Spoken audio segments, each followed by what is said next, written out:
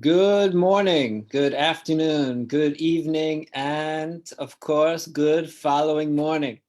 This is AMA number, wait for it, 26. Today is Thursday, September 17th. My guest today, very, very special guest. I might say that almost all the time, but today I really mean it.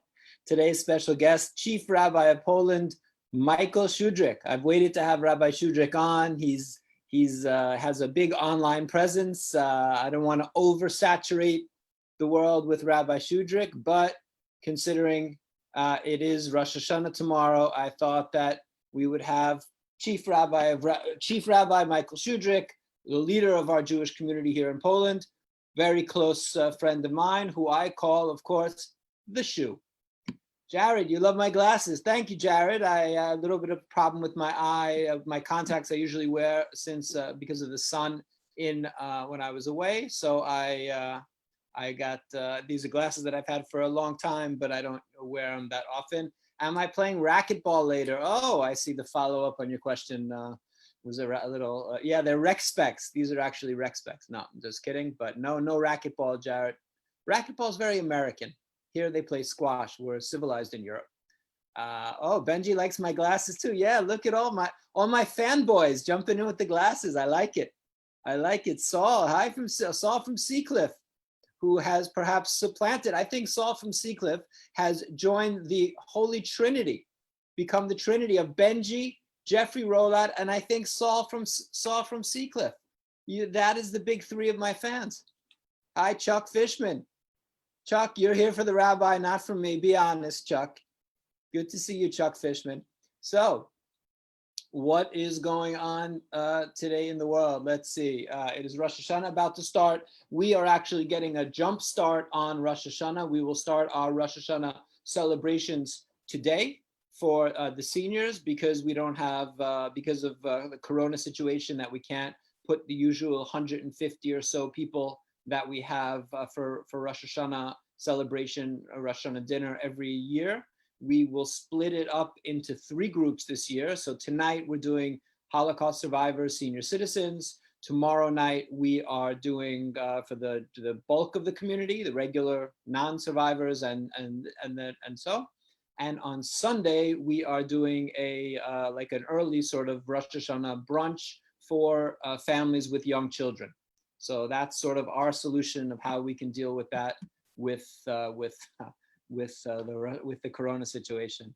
My dad is watching. Hi, Sita. Well, Dad is in for a special treat today because my dad's favorite person in the whole world is on the show. No, not me. My dad's favorite person in the world is Rabbi Schudrich. He is completely obsessed with Rabbi Schudrich, and my dad judges essentially my worth, how well I'm doing in life, is purely based on my proximity to Rabbi Schudrich. So when I talk to my dad, he doesn't want to know what's going on so much. He wants to know, how's Rabbi Schudrich? Have I spoken to Rabbi Schudrich? So considering Rabbi Schudrich's a good friend of mine, and I speak to him quite often, when he's in Krakow, sometimes stays in my place. When I got married, Rabbi Schudrich married me in the sense of performed the ceremony along with Rabbi Avi. Not that I've married Rabbi Schudrich, although you never know, if I was going to marry a chief rabbi somewhere in the world, would be probably Rabbi Schudrich. So my dad in for a special treat that you'll see Chief Rabbi of Poland, Michael Schudrich, here for a Rosh Hashanah pre-Rosh Hashanah talk. There's been what's been going on this week. Actually, we've been very occupied with something that happened to a community member, Serhi, who has been a long time JCC member and also a member of the LGBT community here in Krakow. Saturday night was walking home. He'd been out at the pub with some friends, had a couple drinks, and was attacked actually outside near his house in the center of the city. He was attacked for being gay. He was called horrible names by his attackers. They beat him up, and he also had a chain, which was a Jewish star, that they ripped it off his neck. And that's terrible. and that, that's something that has been very upsetting for us. And I think what was also equally upsetting or added to that was the fact that he then went to the police, who were not very helpful, and told him that to come back.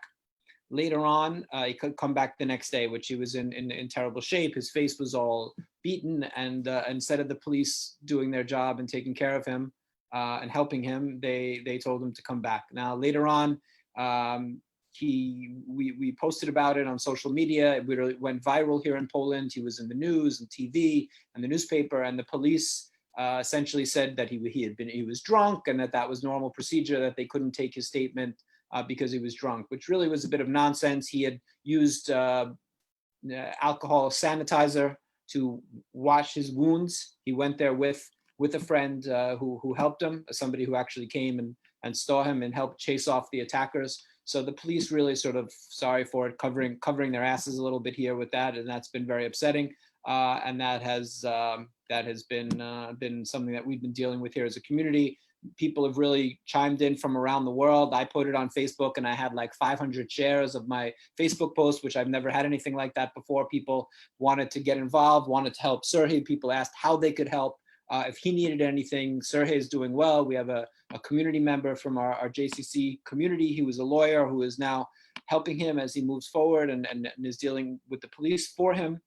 People wanted to make financial contributions. I said that Sergey, very honestly and kindly said that he doesn't really need any help, but there are a couple LGBT organizations in Poland that people could contribute to. One local organization here in Krakow, Queer May, which is the Krakow Association, one of the active ones that helps the LGBT community, and also the Campaign Against Homophobia, which is a national organization. And some people were incredibly kind and made donations to those organizations, or we said if people wanted to make a donation to those organizations, their websites are in Polish. So we said if people wanted to make a donation to those websites, they could do it to the Friends of JCC through our mechanism, and then we would pass those donations on. So we've gotten a few donations. We'll gather them up and we'll pass them on to those two organizations here in Krakow that are dealing with the LGBT issues nationally and in Krakow. This has been an issue that I've talked a lot about in Poland, a lot about on the AMA. Over a few weeks ago, I went to the March for Equality in Krakow. Almost every week we talk about it. It seems that the governments that sort of lean toward fascism and anti-democratic means usually need a fall guy. They need an enemy. And here many times in history it's been the Jews. For the Germans it was the Jews, and for this government it's the LGBT community. And I think that I've said it before and I'll say it again. We Jews have a particular responsibility to stand with the oppressed and to stand with the LGBT community in a place like Poland where they are being particularly oppressed. So something happened. There was a magazine article, magazine that's very close to the government, and they post something essentially saying that LGBT ideology worse than the Nazis, which is just as bad as something as you can say anywhere, especially in Poland, where the Nazis destroyed the country really. And caused so much death and destruction. So I was moved by that, and I decided that I'm going to put up a rainbow flag in the window here of the JCC. And I think I ordered the flags on Thursday or Friday, and then Sergey, our friend Sergey, as I mentioned, was attacked and beaten up Saturday night. So on Monday, when the flags came, I was very happy to put them in my window. I'm going to just turn the camera. I usually have this closed, and I'm going to show you what, I don't know how well you sort of, if I do it like that, you see it. That is my office window now, which has rainbow flags. I have one at home. This weekend, I'm going to put one up in my house as well. And I think that, I don't know, for me, there's something very, very clear, which is the world will always have people that are going to be intolerant and do others harm, whether it's Black people or gay people or Jewish people or whoever. This is always going to happen, and there will always be people that will be persecuted. The real question is to those of us on the side, those of us who aren't being directly affected. What do we do in these situations? How do we show that we don't stand for this? And for me, as somebody who's not part of the LGBT community, I want to be as strong an ally as I can, and that's showing whether it's through the job here, through the institution that I'm the leader of, or it's personally. I think we need to stand up at this point in Polish history and show the LGBT community, especially that the intolerance toward them and the horror that's being that they're being treated with is something that should not stand.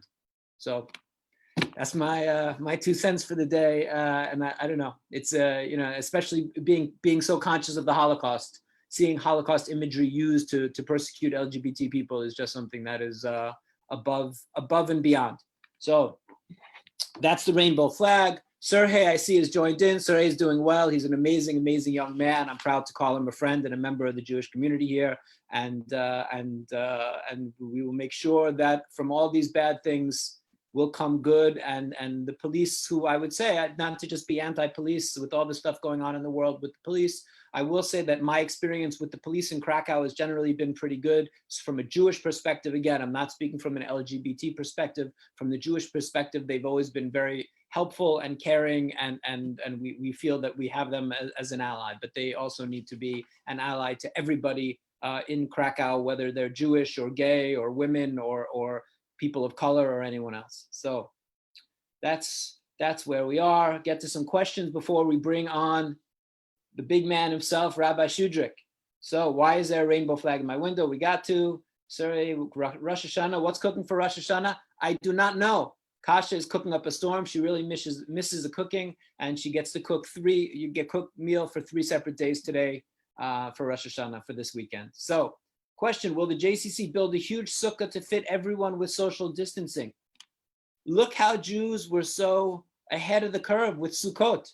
I feel like if the weather were better in Poland, we should just turn the JCC into a giant sukkah and be there all the time. So we will build a big sukkah. We will be ready for Sukkot. We'll celebrate Sukkot, Rosh Hashanah. Then we'll celebrate Yom Kippur. Of course, not celebrate. We will observe Yom Kippur, and then we will celebrate Sukkot, which is by all means the most Corona of holidays, with its being outside and fresh air. And that's where we are. So we have a few more minutes before Rabbi Schudrich will call in. I'm just going to get to one question, which is really for both of us, that Laureen Pierre Ben-Gur wrote to us. I always like, by the way, when people write these questions in, as we always ask them to. I'm going to get to that in a second. I just want to see the comments. Sergey wrote in, thank you so much. Sergey, not even a question, my pleasure. We're proud to have you as a JCC member, and anything we can do is important for us to do. And thank you, Emil, for your kind words. It means a lot. And Benji, but Benji, I expect it from you. You're part of the fan club, Benji, part of the Trinity. So I'm going to get to this question that someone wrote in. Just 1 second, Sebastian. We're not haven't gotten the call yet. Okay. I'd love to know what brought both of you to make Poland your home. This is from Laureen. Besides immersion, which is obvious, how do you learn Polish so well? Well, first of all, how do you know that Rabbi Schudrich and I speak Polish so well? Thank you for that. Speaking on behalf of Rabbi Schudrich, we'll take the compliment. Any recommendations for someone who really wants to learn Polish but lives outside of Poland, though hoping to spend an extended period of time in Poland in the future? Thanks, Lorraine. She guides school delegations to Poland and she misses it terribly. Well, thank you for your question. And thank you beyond that for your compliment about my Polish. My Polish, people ask if my Polish is good, and I say my Polish is good for an American. And I, of course, say that without in any sense referring to anyone else in Poland that's American that speaks Polish like Rabbi Schudrich. His Polish also very, very good. My Polish has gotten a lot better because I speak with Kasia at home in Polish. We never speak English to each other really. So by speaking to each other in Polish has been really, really helpful. And that's sort of my secret to learn Polish. And in the office, back and forth, Polish and English, depends who's around. But at home, Kasia and I speak Polish. And without further ado, the man, the myth, the legend, the legendary Chief Rabbi, and as he likes to say, just don't call him the Chief Rabbi. I say, call me the Chief Rabbi. Finally, something that's true. Mordechai Yosef Michael Schudrich. Welcome, Rabbi Schudrich. Good afternoon, sir. How are you? Baruch Hashem, as we say in the business. As we like to say, BH. BH. Although someone told me that BH now either means Baruch Hashem or Biden-Harris. Well, I don't know if you saw, but did you see that those things going around the BH with the sort of quotes in between was actually Jeanette Kuvin Oren, who I don't know if you know Jeanette, but Dan Oren's wife. Dan Oren, who you know. Yeah, yes, of course, yes. So Jeanette actually does. She's an artist, and she came up with that. I don't know. She's been, I know that we all know Dan very well, but also Jeanette is an amazing artist, and came up with the Baruch Hashem BH Biden-Harris, which has gone viral. So thank you for taking time. You're very busy. I understand this whole Rosh Hashanah high holiday thing is a busy time for rabbis. I heard the same thing. Rabbi Schudrich, let's get into it here. Now, you're born in New York, New York born and bred. Sorry, I just blanked out. Yeah, you're from New York. Yes. Where in New York did you grow up? I didn't. Where had you grown up? Where would you have grown up? I lived for 12 years in Patchogue, Long Island. Patchogue. Which is, I like, when I used to explain to my friends in the city, that's closer to London than to Manhattan. And was it a big deal to go into the city? Like you felt like, oh my God, we're going into the city? Yeah. It was a thing. It was a big deal. Yeah. So, it's like we were growing up in Forest Hills is like halfway, right? You're in between you're not exactly in the city. What? You're a lot closer than halfway, but okay. A lot closer than halfway. Well, yeah, close to the Great Neck, but in the sort of larger philosophical sense, Long Island, Queens, and then the city. So sort of in between, a little bit of both worlds. Yes. I should tell you, Rabbi Schudrich, that you know that your number one fan is actually watching. My dad, Jerry. How you doing, Jerry? I hope you're feeling well. I want to especially wish you a Shana Tova, a good gebenst year, as we say here in Poland. My dad is always asking. He always wants to speak to you, and I'm always a little wary. What does he want to speak to you about? So he always asks me for your phone number, and I say, no. He's very busy. Just tell me, and I'll pass it on. So you should. I think you want to thank me for that one, for not just my dad be calling you every couple of minutes. Oh, that would be lovely. Thank you. Now, Rabbi Schudrich, your father was a rabbi. How much pressure was it growing up? Did you feel pressure to be a rabbi? Was it just natural to be a rabbi? Well, if the pressure to be a rabbi, pressure not to be a rabbi. Right. No pressure at all. No pressure at all. I was certainly inspired by my father.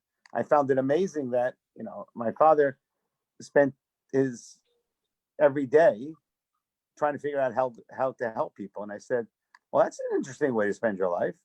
Maybe I should do that. But there was absolutely no pressure.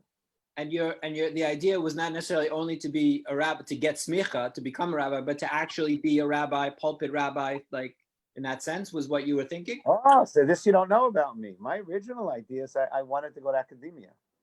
Oh, that was my next question. If you weren't a rabbi, what would you have done? I think actually it depends on what period of my life you would ask me. Way back when, let's say 30 something years ago, I was very interested in going into academia. And actually, when I finished rabbinical school, I did get a master's in history from Columbia. But then I just decided that wasn't going to happen for me. And I was trying to figure out what to do next. When I saw on a list of communities looking for rabbis between Tallahassee and Topeka, I saw Tokyo. I said, that would be fun to go to Tokyo for a year or two. So we went for a year and stayed 6. I'm going to ask you. I want to ask you a little bit about Japan. I should just warn you that Ariana is watching. So your daughter in New York, Ariana, is watching. So keep it clean. Keep it clean, Michael. Always do. She wanted to know. She wrote in a comment asking if she's allowed, because it's an AMA, and asked me anything. She wanted to know if she can ask anything, and I said, that's between you, your father, and Hashem. I say A is Ariana, M is Michael, and A is Adoshem. So we got it, AMA. There you go. That wasn't bad, was it? Wow, that was. Look at you. You're on your Rosh Hashanah game. Wait for the hook shot. So tell us. I mean, people are always very excited when I tell anybody about Japan. People, what Jews, Japan, almost like Jews in Poland. Tell us about the experience of being a rabbi in Japan. Okay. Well, I actually, people started to think that I like to go to places to be a rabbi when there are no Jews, which is actually a great idea. The Jews of Japan basically today are expatriates. In other words, people that are being sent by multinational companies to work for them for 2, 3, 4 years. The community was only started after World War II. The basic push, okay, as far as I know that during World War II, there were 4 Jews living in Tokyo. The Cohen brothers and 2 others. There was a small community in Kobe, and there was earlier than that, there was a small community in Yokohama, although the original community in the 19th century, or going into the early 20th century, it was in Nagasaki, and actually closed after the Japan-Russian War, because there were Russian Jews, and because the Japanese beat the Russians, it wasn't such a nice place to live. So the shul closed like in 1905, 1906. I'm not sure the exact date. But anyway, by the time I got to Tokyo, so after World War II, this community really began from Jews that had fled to Shanghai after the Russian Revolution in 1917, and also from other places, and then fled Shanghai after the communists, after Mao Zedong had conquered Shanghai in about 1947. And so Jews started fleeing, and some of them, some 30, 40 or so families, came to Japan and established the Jewish community of Tokyo. And what's interesting is that they were all new to Japan, but they all knew each other. So it's kind of like a ready-made, almost kind of like a refugee community. So there was communal cohesiveness, and yet in a new place. And that was bolstered by the other source of Jews. And this was like in the very late 40s, early 50s. The other big source of Jews were nice Jewish boys from the US who were drafted and sent to Japan to serve in the military. So you had these mostly Russian refugees who had spent most of their lives in China, with 18 to 20-year-old Jewish boys from America. And that was the start of the Jewish community of Tokyo. By the time I came to Tokyo in 1983, it was most of the Russians had already passed on. Almost all of their kids had moved away. Mm-hmm. And so it was very heavily then expatriates coming from the US, from Israel, from Europe, from Australia, from all over. So you don't really have these days any of those sort of next generations of those who were sort of born in Japan and stayed in Japan? Okay, I left in 89, so I really can't speak authoritatively about the community today, but it's my understanding that there are some people that I knew in the 80s that stayed and never left, but there are a handful or 2 handfuls. And my understanding is that most of their kids left, although some of them did stay. But there isn't the normal kind of continuity you have in almost every other Jewish community in the world. I know they have some sort of almost like a JCC type organization, because they were in contact with us, and we actually have a guy who I always forget his name, Sebastian knows him, who's like in New York based, but he's in Japan, and he's sort of on the board of the Tokyo, it's not called the Tokyo JCC exactly, but that's more or less what it is. It's actually called the Jewish Community of Japan. Okay. And I think they may actually refer to them as JCC, or as with the Japanese pronunciation would be JCC. Now, so you're Japanese. You always come into the office and speak Japanese. Which is more difficult to learn, Japanese or Polish? Very different. I think when it comes to learning languages, is that you have to get a good teacher. You have to sit and you have to learn.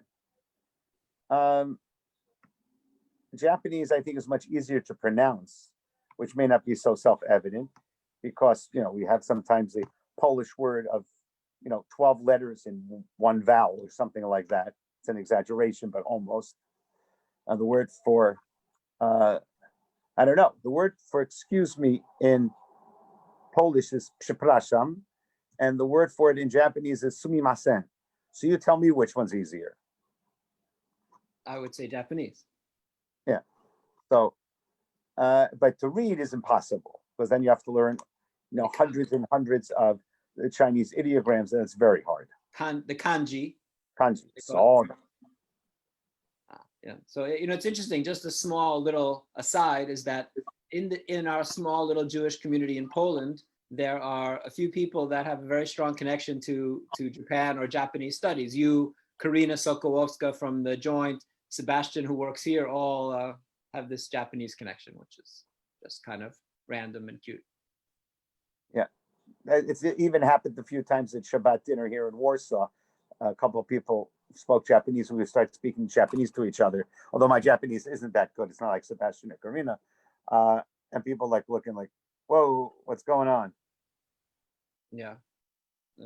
No, people don't expect it. Just so unexpected. So you've been in Poland for a while, Rabbi. First time in Poland? Maybe tell us about that. First time in Poland, almost before you were born. 1973. Almost.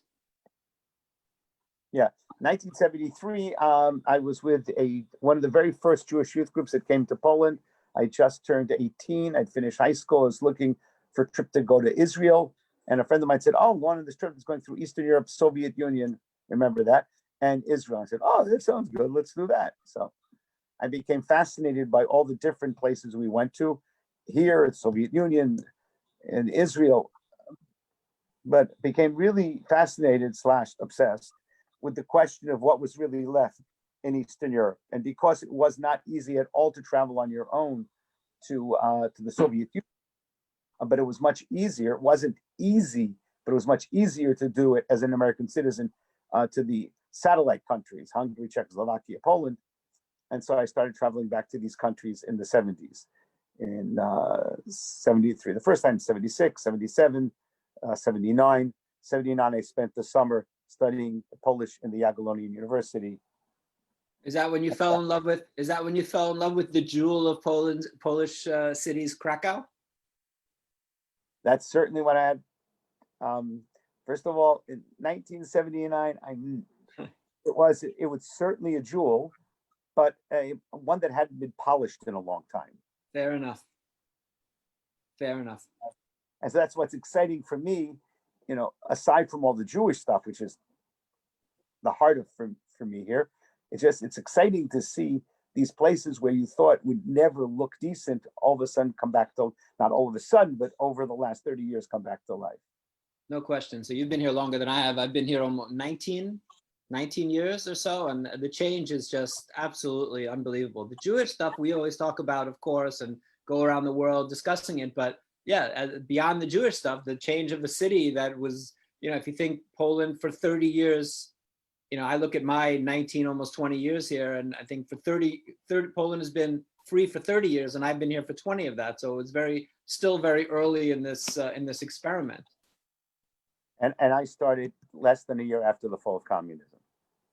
So how did you get here? You're in Japan, you're a rabbi in Japan, you dig in Japan, everything's good, and you somehow get to be a rabbi in Poland and eventually the chief rabbi. What was the connection to go? How did you get from Japan to Poland? Well, actually, how did I get to Poland? I tell very simply by Pan Am.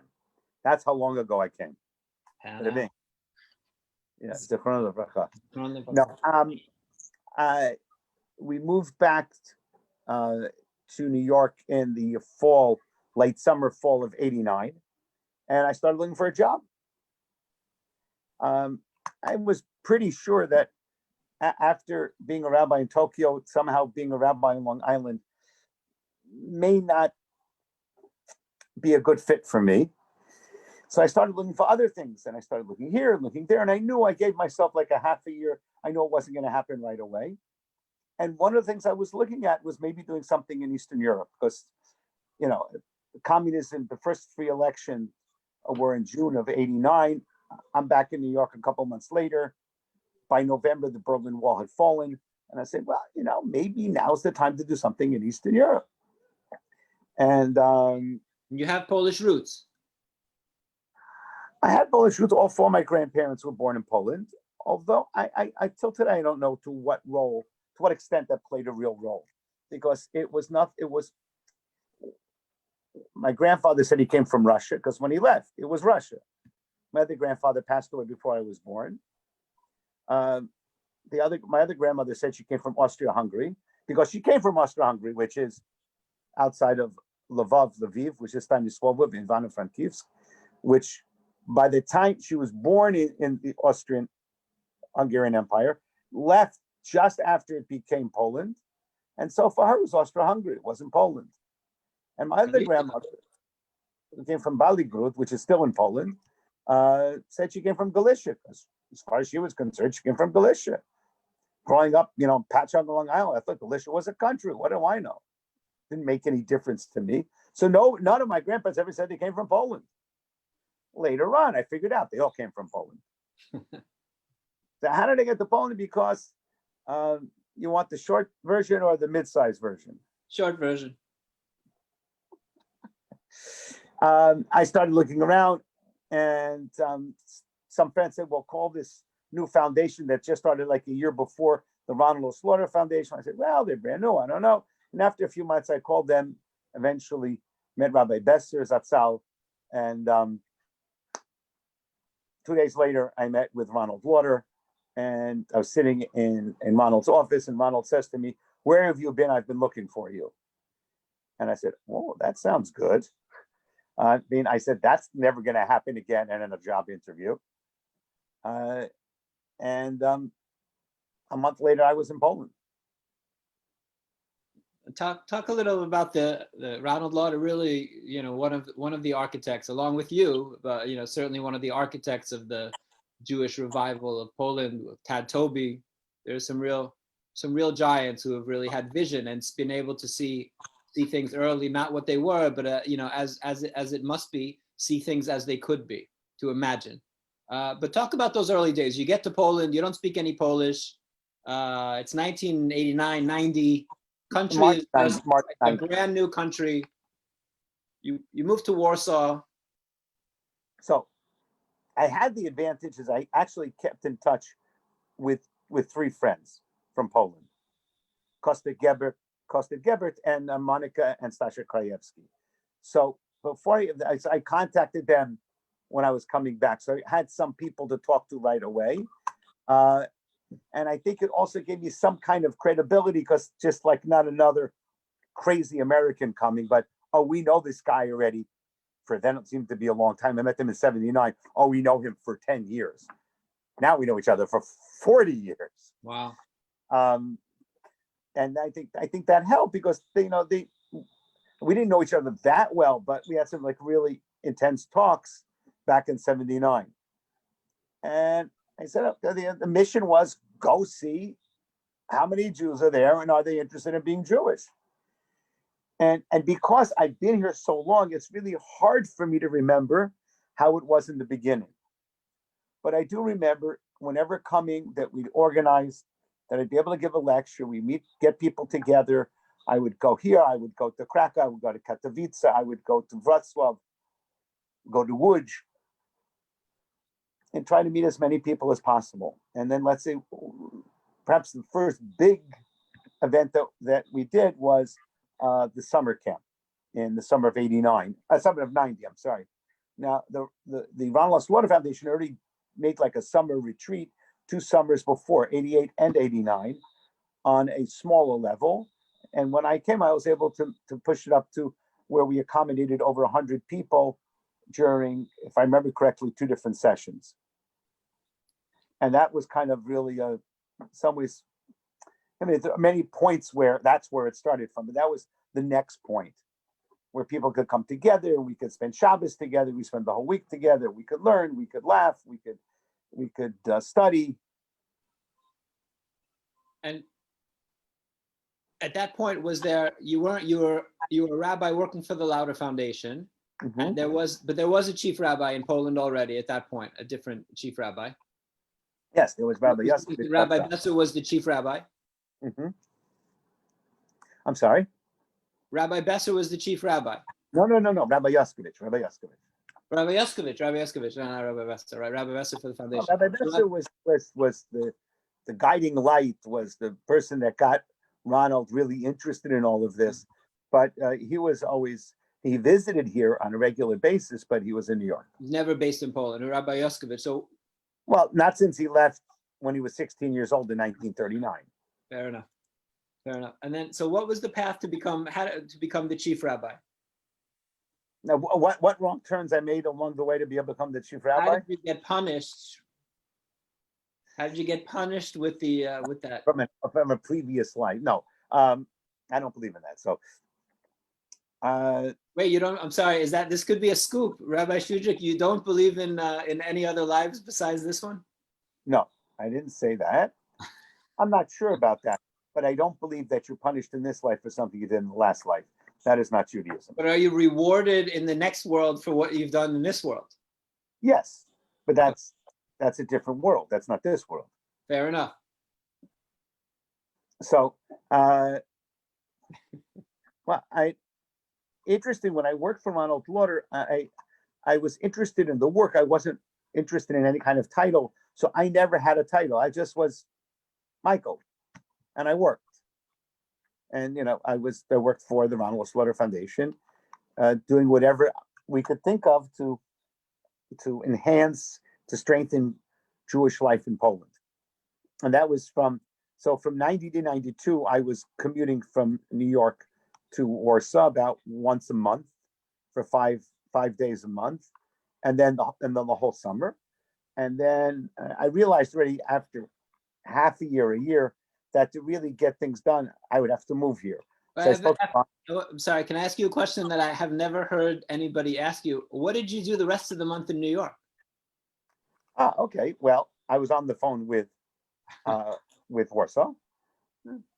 I was, thinking about activities that we could do. I was working out of the Ronald Lauder Foundation. You're focused on Poland, but spending only 5 days a month in the country, but focused on Poland all the time.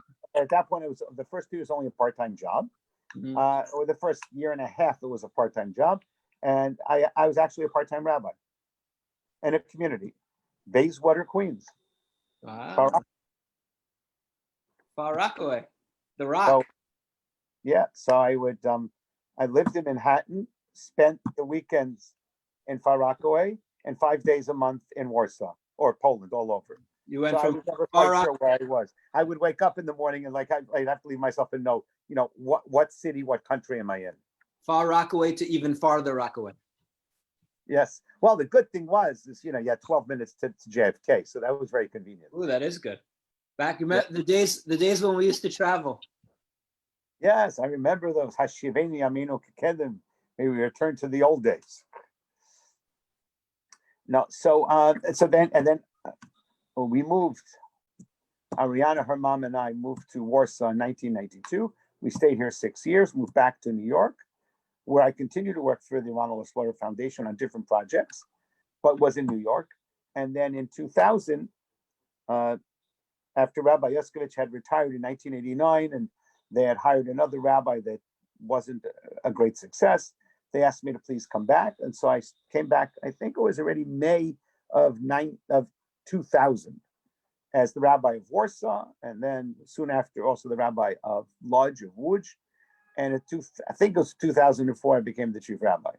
So it's actually very, very, it's very interesting because it was a very natural progression. Right. I mean, in 1990, few people knew me from 79. And then, over the years, I got it really was great a great pleasure to meet so many people here with Jewish roots. So by the time I came back in 2000, they already knew me. And by the time they asked me to chief rabbi, they already knew me. So it's a very unusual way where you were able to grow in your profession and in a very kind of holistic way. It was really just, it was a natural progression. Natural and organic. Organic, that's the word, yes. So tell and us. Vegan also, and vegan. And vegan. Well, no, we'll talk a little bit about the current issues and Shrita and this, which is always funny. Poland's chief vegetarian being the chief fighter for Shrita, yes. Yeah, it's always funny when the two of us talk about this, or dudes whenever I make a statement, it's always with all the qualifying statements about me and then qualifying statements about you, which is funny. Like what, 60 years of vegetarianism between us. But I want to ask you about the chief rabbi job, because Americans, in America, obviously we don't have a chief rabbi, and it's not clear, and especially with different denominations. America did have a chief rabbi for about 6 months. Oh. In the early 19th century, early 20th century. See, I never really thought of being a rabbi, but being the chief rabbi of America would be my dad would be very proud of me. I think your dad is proud of you anyway. Well, it's a sore subject. So tell us, what is the chief rabbi? Explain the job, if you will, of chief rabbi, not only in Poland, but just generally the idea of chief rabbi. Now, I know it's different everywhere and responsibilities, but like more or less, if you had to describe what your overall job, I know you're doing other things that aren't necessarily within the chief rabbi's job, kashrut and things that are sort of that you do but aren't necessarily part of it. But what does a chief rabbi do? And then what else do you do? Strange question. Remember the old like quizzes that you'd have in school? You'd have A, B, C, and D would be all of the above. Yeah. So I'm E. All of the above plus and then some. Right. What does the chief rabbi do? Whatever has to be done to help Jews. Now, what does that entail? One aspect is, and which is something I never imagined in 1979 or 90 or 2000, that I consider one of the most important things I do now is helping other rabbis.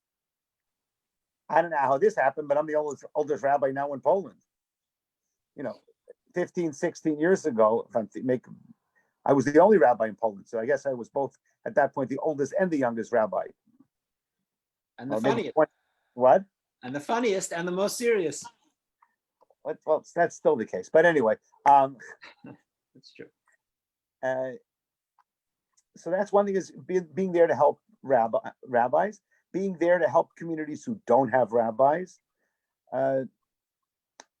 I'm also the rabbi of Warsaw, so I need to work with our other two rabbis here in Warsaw to make sure that whatever needs to be done is done. Everything from to make sure that that the shofar is ready for tomorrow night, or actually not tomorrow, for Sunday, sorry, and that whatever we're going to do tomorrow night is going to be ready. And to nowadays, the other big question I had this morning is, do we have enough masks for all the people that forget to bring their own masks? Because we're not letting anybody into shul without a mask and social distancing. And I think kosher is very much part of being chief rabbi. I mean, if you want to teach about kashrut and people have nothing to eat, it's not a very effective educational method. So therefore, kashrut is very much part of what I do. But also as chief rabbi of Poland, it's also dealing with cemeteries. Poland had, in 1939, beginning of World War II, Poland had about 1,400 Jewish cemeteries to meet the needs of a living and eventually also passing away Jewish community of 3.5 million Jews. Today in Poland, where we have some tens of thousands of Jews, we have 1,400 cemeteries. That's just to put very quickly into perspective the challenge on cemeteries. In addition to that, we started a project probably already about 5-6 years ago, maybe it's 7, and trying to identify unknown mass graves. 23 Jews hiding in the forest, somebody ratted them out, the Germans came and killed them. They're still there. And so every martyr of the Shoah deserves to have a matzeva, a tombstone. And we will never get to all of them because 90% or more, horribly, were murdered in death camps and were burnt. But even if it's only 10%, and I don't know if it is even that big, half of the 6 million came from Poland. So you could be talking about hundreds of thousands, and it certainly is tens of thousands. And we're trying to find them now and to give them a matzeva and a grave. So you're really the rabbi not only of a living community, but in some sense the custodian or the leader of this idea of custodianship for the murdered victims of the Holocaust who are still, essentially never left Poland. And that's exactly the point. They're still there. Yeah. And also with the government, if you have your, I would also say, as I see, your job, that you are really, if the government issues with something, and I know right now is shchita, is Jewish, the ritual slaughter, kosher, again, religious slaughter. Religious slaughter is something that's a big issue. But you are essentially the one speaking to the government on behalf of the Jews, or one of the people speaking on behalf. If not the one. If there's a way I can be helpful for Jews, then I'll do it. I don't want to not get to the Should I avoid answering that question? You answer the question well. We have a question from Ariana. We don't want to not get to Ariana's question. We'll both get in trouble if we don't. What is the most surprising thing that you've done as chief rabbi? I think the most important thing I've done as chief rabbi is try to be a good father. Ooh, and the most, okay. Well played, sir. And the most surprising thing that you've done as chief rabbi? Besides, you're obviously trying to be a good father. No. Thank you, Ariane. That's a very good question. I do get all kinds of unusual questions. I'm blanking right now, so I apologize. But I'm sure something will pop into my head.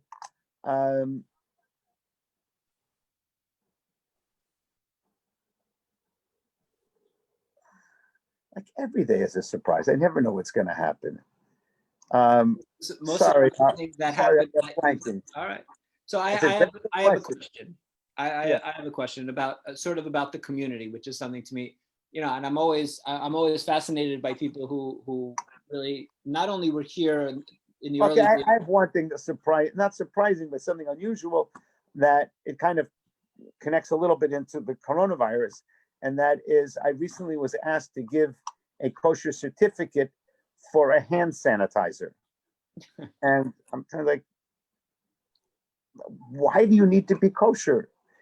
I don't think people are supposed to be eating hand sanitizer. And the best part, and I don't think I told this one to Ari, is that the name of the company is Doris, which is my mother's name. Wow. Which is what are the chances? Doris Herring. I was standing there in a shout out to Doris Herring.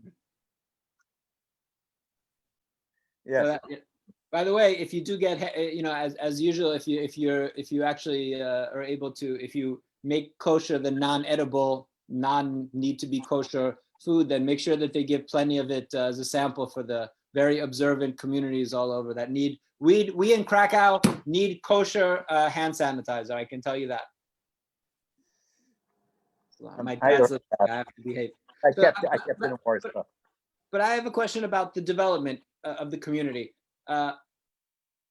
Seeing where we are today, a snapshot, ups and downs, but generally pretty much a steady trajectory of growth, of giving people hope, of this idea that we're not only taking care of the last Jews of Poland, that people are having children and there are camps and schools and preschools and all of this stuff. Where, in terms of what we have now in the community, what would have surprised you most? When you use the word camps, it's best to say summer camps, summer camps, summer programs. Summer programs. The reality is when people hear the word camps in Poland, they may have a different connotation. Fair enough. So when we considering all that we have today in Poland, where we are, what do we have today that if you would have known this when you came back, or in 1989, starting to work to develop Jewish life in Poland, and leaving anything about Corona, because none of us could have guessed this, but what would have been, oh my God, I can't believe that there's like what about now? What's surprising to you? What would have been surprising to you had you traveled for one day in the future in a time machine to today? Well, I guess if I did that, I would have, what's his name, Huey something, and in the background. What was it called? Huey Lewis in the news singing. And then Huey Lewis in the past, right? Yes. Power of Love. Power of Love. Back to the Future. Yeah. And you would have come in it. You would have come in a DeLorean, of course. And I only came on Pan Am instead. So, I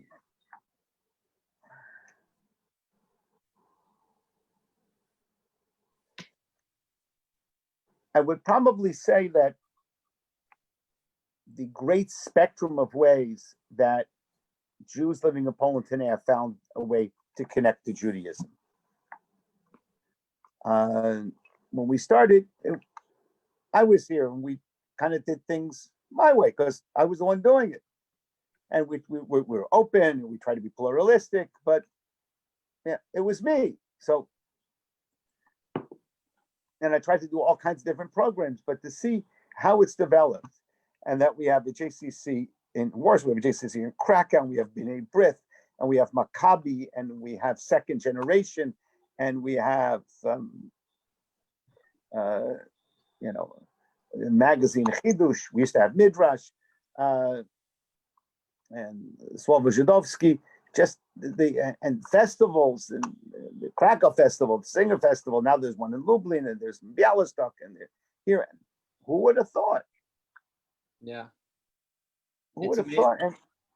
And that's from the Jewish aspect. And then I also see from the Polish aspect that I remember at the beginning, already for years, I would get phone calls saying, Rabbi, we just discovered that this jungle outside of our town is really a Jewish cemetery.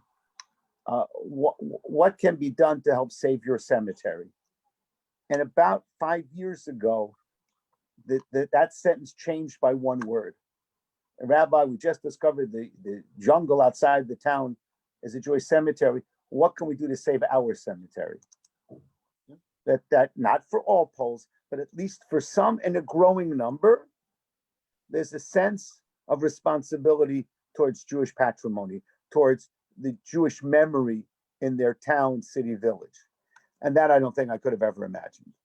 The thing that surprised me the most is I think something similar along the lines of the development of the Jewish community, sure, but the amount of interest and care for the Jewish, not the Jewish people, but for the Jewish world and for all things Jewish, the amount of young people, non-Jews studying Hebrew or Yiddish and going to Israel, and just this idea of this is something to me that has fascinated me from the moment I got here and was teaching Hebrew at the university to all these non-Jews. That was shocking to me. I sat down the first day, I thought they're all Jewish. They're like, no, none of us are Jewish. I was like, what? Who are you people? And this has been something that I think has constantly surprised me. And this is something that you and I, in normal times, spend a lot of our time talking about, that, it's not only that rebuilding Jewish life, but it's rebuilding Jewish life that has much more of a chance of success because of the general acceptance and even fascination with all things Jewish by a lot of Poles, not the whole country. There is anti-Semitism, we have our problems, no question, but there's a tremendous thirst to connect to something that was almost destroyed that I don't think I've heard anybody, not have I only haven't experienced it, but I've never heard anybody speaking about their community anywhere in the world the way that we speak about the non-Jewish interest in things in Poland. Yeah. There was no real question there. I just feel that we're, I agree. Yeah, no, it's something. So, looking forward a little bit, and maybe we'll talk just to sort of keep current with current events now. What would you say are our greatest challenges as a community? And maybe also talk a little bit about what you've been dealing with very, very recently, which is back on the agenda, which is the religious slaughter, the Shechita issue. I always say that I think the biggest challenge is getting Jonathan Ornstein to Minyan. That's like my number one challenge in Poland. Well, 1 second. In my defense, As someone who lives, I don't think anybody listening, you, Rabbi, you included, nobody lives closer to the functioning synagogue of the town than I do. I live literally 2 meters, 3 meters maybe across the street from the synagogue. And there's a very strict rule that I adhere to. Whenever if they have 9 and they need 10, they ask me. And if I'm in town, I stop whatever I'm doing and I never say no. But they don't call me unless it's 9. That's the deal. Absolutely. I'm just teasing you. I know. I just wanted to get that in because my dad's watching. Yes. Yeah. No, absolutely. It's absolutely. Yeah. Thank you for the setup. Okay. What are the challenges going forward? And it's all the normal things. We have to have better Jewish education. We have to have more creative programming. I would say 2 more things is that we also need to be able to create the concept, which is just almost non-existent in this country, of a Jewish lay leadership. We have tremendous people involved in Jewish life, but many of them become Jewish professionals. We're just beginning now, really in the last few years, to be able to have something that you can call a Jewish laity. Well, Rabbi, our good friend, Rabbi Paley, and guest of the AMA, has now found some good support for that in the U.S. in New York, and has his Tarbut program. No, absolutely, and we're very thankful to Rabbi Paley Shlita, and wishing you once again, not at this point, a belated happy birthday, but it's not that late. It's still the same year, actually the same month, I think. Maybe. No, but that's something that we really need to work on. And in general, and then also, professional leadership. We need to be able to bring in more and more people into the leadership within the community structure. And we have work to do there. And maybe develop local people. I always feel that, the people who succeed, people, I'm always happy, not only that I'm doing my job, but I'm happy that Agata, who's doing, the head of the JCC in Warsaw, is a Polish Jew who grew up here and went through the whole system. And I think that's the thing that gives us hope. I think also Hillel is a very good example. It's being run both in Warsaw and Krakow by local young Jews, born and bred in Poland. Maccabi, we could go through a whole bunch of places, but we need more of it, and also within the structure of the communities, the communal structures also need to bring in new people to add creativity to what's happening. So talk a little bit about. I've also said that my greatest success is when I'm replaced. Not for 100 years. Talk about the issue with religious slaughter with Shrita. Tell us what's going on. Okay, so there was a law proposed only last week that deals with animal rights, and one of the points, besides basically outlawing raising animals for fur and then cutting fur, was also a point about religious slaughter, that it would be permitted for the local community, but would then become forbidden for export. So why is that? Tell us why that's a problem. Well, it's I would say there are 3 problems. The first one, for me, the biggest problem is that what's the difference between shchita and the non-kosher method of killing an animal? It seems that the non-kosher method is fine, but the shchita is, well, there's something wrong with it, so we permit it for those Jews in Poland, but export, we're going to limit it. So right. In other words, if they wanted to say, we don't like the idea of killing animals, but some people need to eat meat, so we should ban all export, I have no problem. As a matter of fact, in discussions with Yaroslav Kaczynski about 2.5 years ago, who's the leader of the main political party and the leader of Poland, the political leader of his party and really of the government, I told them that, Poland should become the first vegetarian country in the world. If I'm you on really board. want to protect what? I'm on board with you.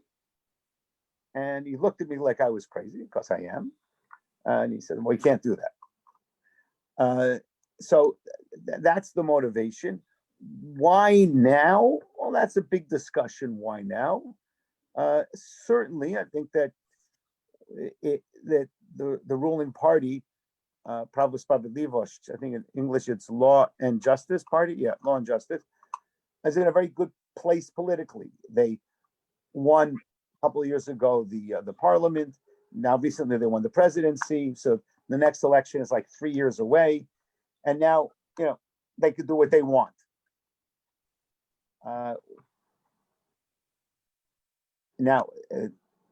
So that's the first reason why against it. It's just on principle. There's why we're distinguishing between kosher and non-kosher slaughter. Either it's all good or it's all bad. The second reason is that I'm also concerned that Jews around the world have kosher meat, and our meat, a significant percentage of kosher meat in Israel today is slaughtered in Poland, and we're a major source of meat for Israel, for England, for France, and for other countries.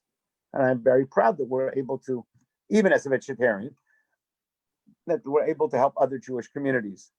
And the last thing is very practical, is when we have the shechita going on for export, it's then much easier for us to have it locally, because it brings down the price, and we don't have to organize it, we just buy it. Yeah, no, I always feel that as a vegetarian, a longtime vegetarian, that it bothers me on many levels that Jews who are so mindful of caring, and animal rights have been so important to us, really before anybody had any idea of animal rights. The idea of religious slaughter is, of course, there so the animal doesn't feel pain. There are ideas in Judaism of how you have to feed your animal before yourself. This ingrained idea of not hunting. We're not allowed to hunt, right? You can't be a hunter and just kill animal and leave it. Hunting for sport, of course, not allowed. So this idea, on some level, besides the practical aspect, the idea that other countries that allow hunting and things like that are telling us as if we are against animals, is something that I find very, very disturbing. Yeah, it's very disturbing. Is there underlying anti-Semitism in this? I would say in this particular case, no. It probably is more motivated by the ruling party wanting to reach out to young people who will find, eco, green stuff interesting. Right. Particularly because right now, with this ruling party being so anti-gay, anti-LGBTQ+, that they need to find something to bring in the young people. And that's one explanation. But what's happened is that it was, and also in this new way that they do things in the Polish parliament, is like they announced it last week. It was already voted on yesterday. And last night it went to the Agricultural Commission after passing the first reading in the parliament. And then, to everyone's surprise, because we were working hard on it, the Agricultural Commission rejected the one part about the limit on export for religious slaughter. Yeah. So it's gone back to the parliament now, and it may be, I don't know if it's been voted on yet or not. It's being voted on right around now. They may just accept having deleted that one point and having all the other points in, at which point that's a wonderful gift for Rosh Hashanah. And if not, it goes back to the Agricultural Commission, and then we have to see what happens. So I've been very busy. Speaking to lots of different people in the government, making sure they understand that how important this is and how wrong it would be to do it. No, absolutely. Thank you, and thank you for doing that. And just, as we sort of draw to a close, it's worth reminding people that we've been through this before. A few years ago, you had to fight this whole fight earlier, and it was all taken care of, and they didn't outlaw it, and then it kind of came up again. So this isn't the first time. I think it was What three years, happened was about 3 years ago. 5, 6 years ago, it went all the way. We, the Jewish community, brought it to the Constitutional Tribunal, which is the High Court, and they overwhelmingly came out saying you cannot limit religious rights. And we actually, it was a very big win for us. And Yeah. On the main day of the testimony before the High Court, I was basically the one non-government witness, of which I was questioned by 6, 7 of the justices on the Supreme Court, the Constitutional Tribunal, about, why is this so important to us? So it's like, I'm thinking like, don't think about it, Michael, that if you blow a question, like, you could really mess things up. But Baruch Hashem, it worked out quite well. Well, good. And I'm optimistic that this one will too. But it's always strange. You, of course, a vegetarian for 40 years. 43 years. 43 years. 43. I'm vegetarian for 26, 27. I remember 5, 6 years ago, people asking in the media or whatever for, discussions about this and quote, and it was always weird that I was like, well, I'm vegetarian for 20 something years and Rabbi Schudrich for 40 years. So it was always funny to be in that situation. But I have just a few more questions because we're running a little long, and I have the seniors downstairs. We're doing our Rosh Hashanah. We're starting for the survivors. The seniors today, we're doing it because we have to split it up because of distancing. So I'm going to get in a lot of trouble. And as much as I don't want to get in trouble with you, I really don't want to get in trouble with the seniors. So a few more questions for you. And thank you for being so generous with your time. Are you training for next year's Ride? I have a Facebook Live in 8 minutes. So okay. So are you training for Ride for the Living? Always, except Shabbos. Very good. As a multiple time participant in Ride for the Living, we're happy to have you back leading us again next year, 2021. And are you on Team Latka or Team Hamantash? Being a pluralistic person, I appreciate. No, you got to pick. Latkas, of course. Latkas. Yeah, Latka. Good man. And very important question that I always want to ask everybody for my whole life. What are your 3 favorite movies? I would say the 10 Commandments, but actually the book is much better. My favorite movie, Frisco Kid. Okay. And any others? Keeping the Faith. So what all rabbinic, very rabbinically oriented. Then probably the movie that I saw the most often was Mary Poppins, the original one, because I saw it like 7 times when I was a kid. But I'm not sure it's my favorite movie. I like those 3. Rabbi Michael Schudrich, Shana Tova, thank you so much. We have a lot that we got to, a lot that we didn't get to. Maybe you'll come back once again, be my guest later on. Well, you're certainly invited. You're certainly been honored to be again on AMA, Ariana, Michael, and Ado Shem. And Ariana, I love you. Anyway, Shana Tova, Rabbi Schudrich. Shana Tova, everybody. Be well. See you next week. Bye.